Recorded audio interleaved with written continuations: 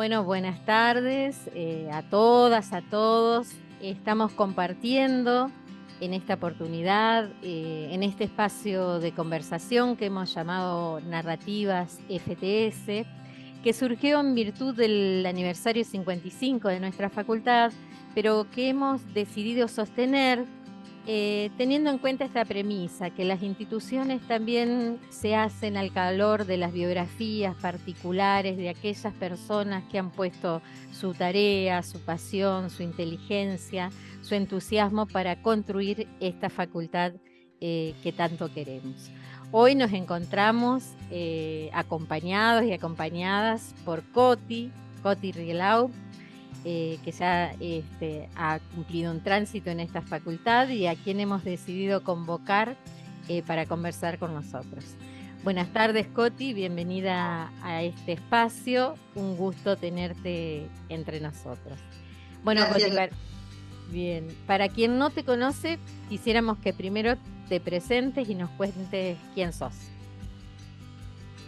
Bueno, mi nombre ya está claro, yo ingresé a la facultad en el año 1900, a inicios de 1983, el último año de la dictadura militar, ya en retirada.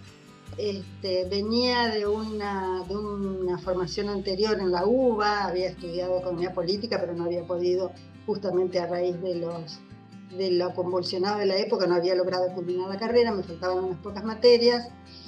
Había estudiado economía política y sentía la necesidad de volver a estudiar. Entonces ingresé en trabajo social, que era lo que me parecía que yo podía hacer en ese momento. Y bueno, ingresé ahí en el 83, que fue un año bastante complejo, porque éramos alrededor de 40 estudiantes de primer año. Se mezclaban mucho los escenarios en términos de que acudían permanentemente a la facultad antiguos estudiantes que no habían podido recibirse debido a la dictadura, entonces peleaban por obtener sus títulos. La escuela había pasado, era en ese entonces era escuela del servicio social, había pasado a integrarse dentro de la Universidad Nacional de Entre Ríos. No nos olvidemos que anteriormente había dependido del Ministerio de Acción Social, creado allá en la época de Contín por el doctor Sergio Montiel, pero ya en el 83 formaba parte, estaba integrada a la Universidad Nacional de Entre Ríos, pero como escuela. Entonces, el impulso que dimos los estudiantes de primer año fue primero conformarnos como grupo y tratar de conformar un centro de estudiantes, lo cual dio lugar a toda una serie de debates muy, muy interesantes y muy ricos, y además con la idea también de rechazo profundo hacia quien estaba conduciendo la escuela en ese momento, que era un abogado que no entendía nada de trabajo social. Bueno, no era que nosotros entendiéramos mucho tampoco siendo alumnos de primer año, pero teníamos ese impulso muy interesante hacia la organización y a la movilización.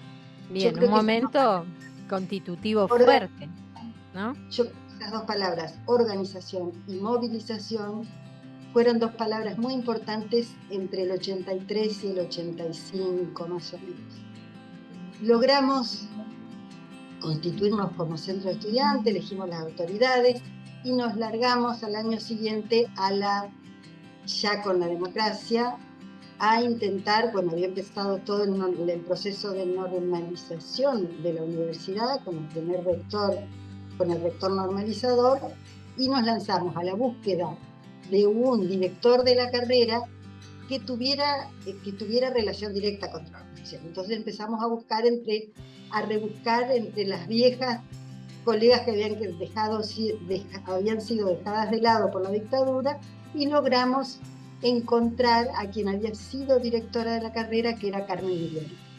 La convocamos, la sostuvimos desde el centro de estudiantes, con apoyo docente, por supuesto, y logramos que fuera designada directora de la carrera. Y a partir de ahí empezó la pelea, también de manera muy mancomunada entre estudiantes y docentes, para lograr el pase de escuela a facultad, para lograr la creación de Facultad de Trabajo Social, lo que finalmente se logró, constituyéndose como la primera Facultad de Trabajo Social del país. Exacto. con autonomía, con ingreso en condiciones de igualdad, de paridad con las otras facultades de la universidad.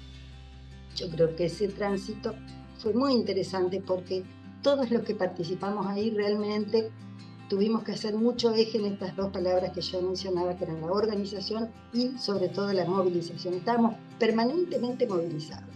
Se ve que tantos años de estar apartados de tareas comunes y de proyectos colectivos hizo que realmente retomáramos con mucha fuerza, sobre todo yo que venía con una experiencia anterior de ser estudiante universitaria y militante política también. Entonces Claro. eso hacía que uno volviera con muchas ganas de retomar. A pesar de que me separaban alrededor de 18 años entre mi edad y la edad de los chicos de los restantes alumnos de primer año, en realidad me integré bastante, dentro de todo bastante bien, y muy bien al grupo de docentes. No, y qué Bueno, bueno que digamos, fue la organización del centro de estudiantes, pero también con un objetivo mayor, que fue la constitución, o sea, en esta mirada de que el director de carrera no iba, o el director de la escuela, y lo de la constitución de la facultad, o sea, una mirada, no solo fue la organización estudiantil, sino con un objetivo bien interesante, que era la creación de esa facultad. claro, porque además había que ponerse a pensar en lo que era un consejo directivo, Exacto. empezar a pensar en que había que concursar, empezar a pensar que había que integrar hasta un consejo superior, empezar a tener relaciones con las otras disciplinas de la UNED en condiciones de un poquito de más igualdad que la anterior, que en la cual éramos la mera escuela de asistencia social. Sí, un cambio institucional cualitativo. Y además un posicionamiento de la anterior escuela, ahora facultad, en relación a las restantes unidades académicas de formación en trabajo social del país, un posicionamiento totalmente diferente. Bien. Bueno, ¿y te Eh, recibiste? ¿Estudiaste? y al día siguiente que me recibí, la entonces decana me convocó, yo creo que el día que rendí la última materia, me convocó a formar parte del equipo docente y también me encargó la creación de un centro de documentación. No nos olvidemos que esas eran épocas de las épocas de apogeo de lo que era el método de sistematización de la práctica. Entonces había que, a su vez, sistematizar lo sistematizado, ordenarlo, clasificarlo, para que fuera útil para su posterior utilización, digamos, para que realmente hubiera una retroalimentación en los procesos que se iban dando en la sistematización de la práctica, más allá de las críticas que uno le hizo en el momento y post. Pero bueno, ¿Cómo fue la constitución de ese espacio del centro de documentación? bueno, empezó a funcionar como un anexo de biblioteca, pero yo dependía directamente del decanato, creo que era con un ayudante alumno y un administrativo. Entonces empecé a ordenar y clasificar y sistematizar todo el trabajo de sistematización de la práctica de los estudiantes. A encodificar, a tematizar y a poder armar ejes de investigación, ejes de indagación a partir de las cuestiones que iban saliendo de la sistematización. Es así que empecé un proyecto de investigación incluso en convenio con el entonces Ministerio de Gobierno de la provincia, sobre los niños y jóvenes en conflicto con la ley en la provincia de Entre Ríos, que creo que fue uno de los primeros proyectos de investigación de la facultad.